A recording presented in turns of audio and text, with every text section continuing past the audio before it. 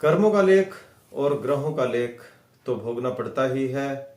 भगवान कृष्ण को ही देख लीजिए, जन्म हुआ जेल में, बचपन बीता यमुना नदी किनारे, प्रेम हुआ राधा से और विवाह हुआ रुक्मणी से। नमस्कार दोस्तों, मैं हूं ज्योतिष आचार्य डॉक्टर नारायण, वास्तु कंसल्टेंट और ध्यान गुरु। आप सभी मित्रों का हार्दिक अभिनंदन करता हूं आपके अपने YouTube channel Narayana astro world में। आज का ज्योतिष का प्रोग्राम मेष राशि वाले मित्रों के लिए बहुत खास होने वाला है, एरिस साइन वालों के लिए, क्योंकि भगवान शनि ग्रह का वक्री से मार्गी होने का क्या प्रभाव पड़ेगा मेष राशि पर, इस बारे में बात करेंगे। 15 नवंबर को यानी आज भगवान शनिदेव जो मजिस्ट्रेट ग्रह है वह आज वक्री से मार्गी हो गए हैं। मार्गी का मतलब होता है मार्ग पर चलना, धीमी गति। वक्री का मतलब होता है उल्टी चाल चलना, तेज गति से चलना, और मार्गी का मतलब होता है मार्ग पर चलना।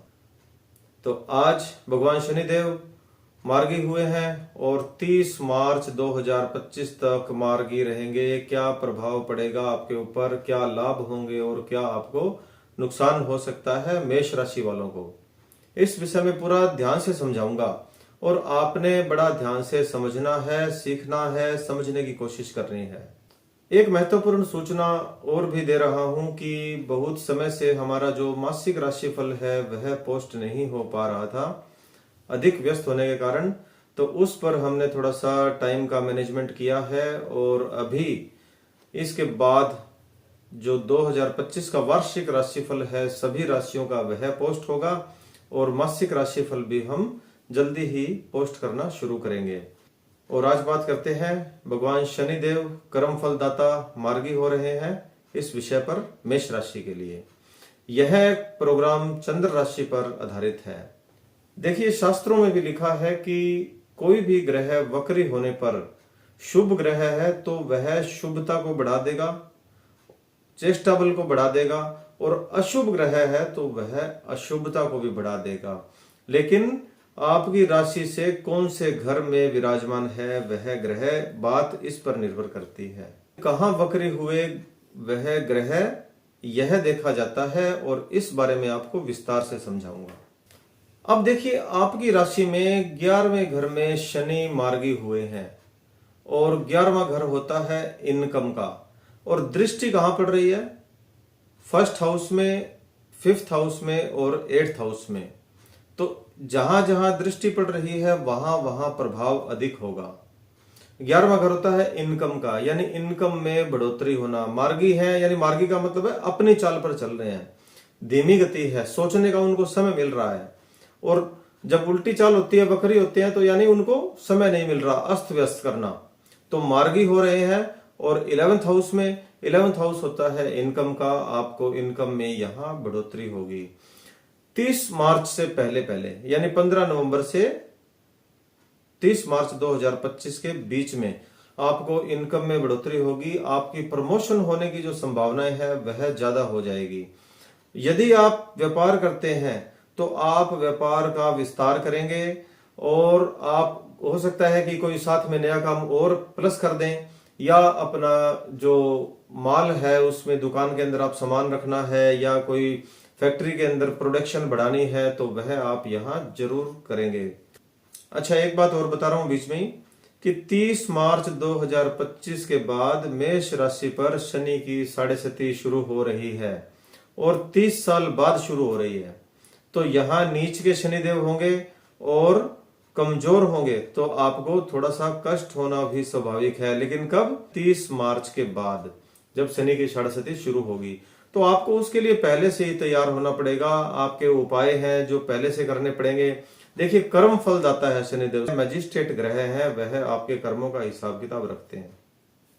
यदि कर्म गलत है तो उनकी सजा जरूर मिलती है, और फिर कुछ कर्म हम सही करते हैं तो उसमें से सजा में से कटौती भी होती है, और कई बार लाभ भी बहुत अधिक मिलता है। यानी हमने भगवान शनि देव को और मंगल ग्रह को राजी रखना है। वीडियो के अंत में आपको उपाय भी बताऊंगा इसके लिए। अब फिर अपने टॉपिक पर बात करते हैं जो शनि मार्गी हुए हैं उसके बारे में। देखिए 11th हाउस है वह डिजायर का होता है, ड्रीम्स का होता है।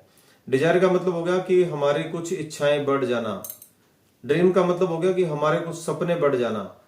तो 15 नवंबर से लेके और 30 मार्च के बीच में पूरी पूरी संभावना है कि आपकी यहाँ पे इच्छाएं बढ़ जाएंगी, सपने आपके बढ़ जाएंगे कि मैंने कुछ नया करना है, छोटी गाड़ी है तो मैंने बड़ी गाड़ी लेनी है, कुछ मशीनरी आपके पास है, कोई मशीन का काम करते हैं तो आपको यूं लगेगा कि मुझे कोई नई मशीन लेकर आनी है, पहले पुरानी मशीन है। खेती का काम करते हैं तो जो आपके इक्विपमेंट है उनमें आप कुछ बदलना चाहेंगे।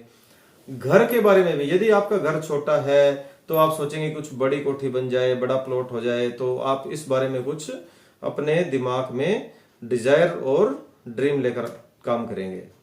अब मैंने आपको बताया कि भगवान शनि देव यानी शनि ग्रह कौन से घर को देख रहे हैं। शुरू में बताया था ना, फर्स्ट हाउस को, फिफ्थ हाउस को और एट्थ हाउस को। यहां पे क्या होगा कि फर्स्ट हाउस को देखेंगे तो आपके स्वभाव में थोड़ा सा जिद्दीपन आएगा, चिड़चिड़ापन आएगा, आर्ग्यूमेंट बढ़ जाएंगी। और सबसे ज्यादा जो फर्क पड़ेगा वह आपके प्रेम जीवन पर पड़ेगा, यानी लव लाइफ पर, क्योंकि यहां आर्ग्यूमेंट हो जाएगी। चंद्रमा का स्वभाव है तेज चलना, आगे निकलना और चिड़चिड़ापन लेकर आना, एक जगह मन ना लगना, एक जगह बैठने का मन ना करना, आर्ग्यूमेंट होना, शक करना। तो यह सारी बातें यानी मन से संबंध है इन बातों का। तो फर्स्ट हाउस में जब दृष्टि पड़ रही है तो यहाँ आपका थोड़ा सा आपको ध्यान रखना है। देखिए या इनके उपाय क्या होते हैं, आसान से उपाय हैं। आपको यहाँ पे चिड़चिड़ापन नहीं करना। आपको पता है चिड़चिड़ापन आएगा 15 नवंबर से 30 मार्च के बीच में, तो आपने अपने आप को थोड़ा सा सोच के रखना है कि मैंने यहाँ पे गुस्सा नहीं करना, शांत रहने की कोशिश करनी है। जब भी आपको गुस्सा आने को हो तो आप सोच लें कि 15 नवंबर 30 मार्च, तो आपको याद आ जाएगा और आप अपने आप को कंट्रोल कर लेंगे। और प्रेमी का जो स्वभाव है यानी आपके प्रेमी का, वह भी यहाँ चिड़चिड़ापन होगा, क्योंकि फिफ्थ हाउस प्रेमी प्रेमिका का होता है। तो फिफ्थ हाउस में नजर पड़ेगी तो प्रेमी प्रेमिका का जो स्वभाव है वह भी आर्ग्यूमेंट दोनों तरफ से बढ़ेगा। इसलिए आपको यहाँ थोड़ा सा सतर्क रहना है, खुश रहने की कोशिश करनी है। और पांचवा जो घर है वह शिक्षा के लिए होता है, तो यहाँ आपको लाभ मिलेगा। क्या लाभ मिलेगा, देखिए शिक्षा के लिए आप चाहेंगे कि कुछ नया करने की सोचेंगे। आप सोचेंगे कि कुछ मैं कहीं नया एडमिशन ले लूं, कुछ ना कुछ नया सीखने के लिए। हो सकता है लैंग्वेज ही सीखने के लिए आप एडमिशन ले लें, हो सकता है टाइपिंग सीखने के लिए एडमिशन ले लें, कंप्यूटर सीख सकते हैं, स्विमिंग सीख सकते हैं, या कोई पढ़ाई से रिलेटेड कुछ भी। और यूपीएससी की तैयारी के लिए आपकी प्लानिंग हो सकती है, डिफेंस में जाने के लिए आप कोशिश कर सकते हैं, या अपनी पढ़ाई के साथ साथ कुछ पढ़ाई से रिलेटेड ही जो बात है वह आप सोच सकते हैं, क्योंकि पांचवा घर पढ़ाई के लिए, शिक्षा के लिए होता है। अब यहां पे आपको एक लाभ और भी मिलेगा। जो व्यक्ति ओवर थिंकिंग करते हैं, सैड रहते हैं, उसमें 30% की कमी आ जाएगी, पक्की बात है ये। जो सैड है, इमोशनल है, भावुक हो जाते हैं, या ओवर थिंकिंग करते हैं, ज्यादा सोचते हैं, परेशानी में रहते हैं, नींद ना आने की समस्या है, डिप्रेशन है, क्योंकि चंद्रमा थोड़ा सा तेज हो जाएगा। शनि की दृष्टि पड़ रही है ना, और पांचवें घर पे भी पड़ रही है, तो पांचवा घर एक्टिव है शिक्षा के लिए, तो पॉजिटिव बातों की तरफ ध्यान होगा। इसलिए यहाँ पे लगभग 30% की कमी आ जाएगी। अब देखिए शनि ग्रह पांचवें घर को देख रहे हैं, तो आपको एक लाभ और मिलेगा। फैमिली प्लानिंग के लिए यह जो समय है वह बहुत अच्छा रहेगा, क्योंकि फिफ्थ हाउस है वह संतान के लिए भी होता है, बच्चे के लिए भी होता है। तो यहाँ पे जो प्लानिंग करेंगे, बेबी कंसीव होने के जो चांस है वह ज्यादा हो जाएंगे। और यहाँ पे फैमिली प्लानिंग या परिवार से रिलेटेड जो बातें हैं वह भी यहाँ पे आपको शुभ समाचार ही देंगी। देखिए भगवान शनिदेव है वह समय का निर्धारण करते हैं और बृहस्पति ग्रह आशीर्वाद देते हैं। तो मैंने आपको बोला है कि फैमिली प्लानिंग के लिए यह समय अच्छा रहेगा। यहाँ पे केवल लव रिलेशनशिप वालों को थोड़ी सी चेतावनी है कि थोड़ा सा ध्यान रखें, संभल के रहें, एक्टिव रहें और सोच समझ कर अपना काम करें। शिक्षा के लिए, पैसे के लिए, प्रमोशन के लिए आपको लाभ मिलेगा। अब भगवान शनिदेव 8th हाउस को भी देख रहे हैं, तो 8th हाउस में क्या होगा, आपकी पैतृक संपत्ति आपको मिलने की जो संभावनाएं है वह बढ़ जाएंगी। यानी जिनका केस चल रहा है या जिनका कोई पंचायत चल रही है परिवार में ही, तो वह आपको यहाँ मिलने की जो संभावना है वह बहुत अधिक तक बढ़ जाएगी। और यहाँ नॉलेज मिलेगी आपको, क्योंकि 8वां जो घर है वह नॉलेज के लिए भी अच्छा होता है, तो यहाँ पे आपको नॉलेज कुछ नया सीखने को मिलेगा। इसके अलावा कोई अन्य रुका हुआ धन, जैसे आपकी कहीं उधार डूबी हुई है, किसी को पैसा दिया हुआ है वह अटक गया है, वह व्यक्ति वापस नहीं कर रहा, आपने उसके लिए बहुत कोशिश कर ली, पंचायत कर ली, हो सकता है तब समय सही ना हो। अब शनि की जो मार्गी है चाल, उस मार्गी पे आप प्रयास करेंगे, यानी सही समय पर प्रयास करेंगे तो आपको उसका फल मिलने की संभावनाएं ज्यादा हो जाएगी। तो रुका हुआ धन है, उधार दिया हुआ धन है, डूबी हुई उधार है, आप उग्राही करेंगे इस समय तो आपको लाभ मिलेगा, यानी आपके पैसे आने की संभावनाएं बढ़ जाएगी। जो व्यक्ति राजनीति में है उनके लिए एक चेतावनी है कि यहाँ आपके गुप्त शत्रु बढ़ जाएंगे, क्योंकि जो 8वां घर है वह गुप्त शत्रु एक्टिव होने के लिए होता है, यानी आपके जो छुपे हुए शत्रु हैं यहाँ बढ़ जाएंगे और आपको नुकसान पहुंचाने की कोशिश करेंगे। तो आपको पहले ही पता लग गया तो आप थोड़ा सा संभल के रहिए, अलर्ट रहिए। अब मैं आपको यहाँ उपाय बता रहा हूं। देखिए 2 तरह के उपाय बताऊंगा। एक तो बताऊंगा जो शनि मार्गी है और थोड़ा सा जो कष्ट है 5th हाउस का, 8th हाउस का, गुप्त शत्रुओं का, उसके लिए। और दूसरा मैंने वीडियो के बीच में ही एक बात बताई थी कि आपको शनि की 7.5 लग रही है 30 मार्च के बाद, यानी अप्रैल से, और 30 साल बाद लगेगी। तो उसके लिए भी उपाय आपको इस वीडियो में बता रहा हूं। और एक शनि की 7.5 के लिए एक अलग से वीडियो पोस्ट करूंगा जल्दी ही, आने वाले समय में, अभी समय बाकी है। तो जो शनि मार्गी के जो उपाय हैं वह है, आपने हनुमान चालीसे का पाठ हर रोज करना है, भूलना नहीं है।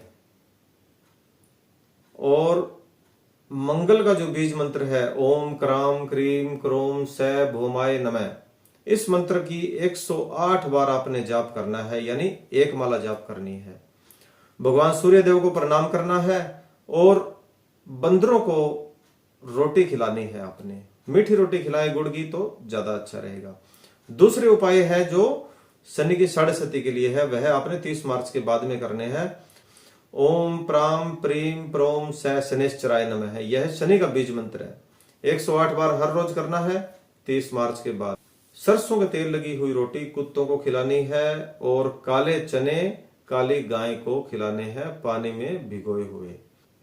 और कैसी लगी आपको यह वीडियो कमेंट में जरूर बताइएगा। यदि आपको पसंद आती है तो कमेंट में लिखना है जय शनिदेव। और आपका अपना चैनल है, लाइक करें, शेयर करें, कमेंट करें। आज के लिए इतना ही। जय शनिदेव।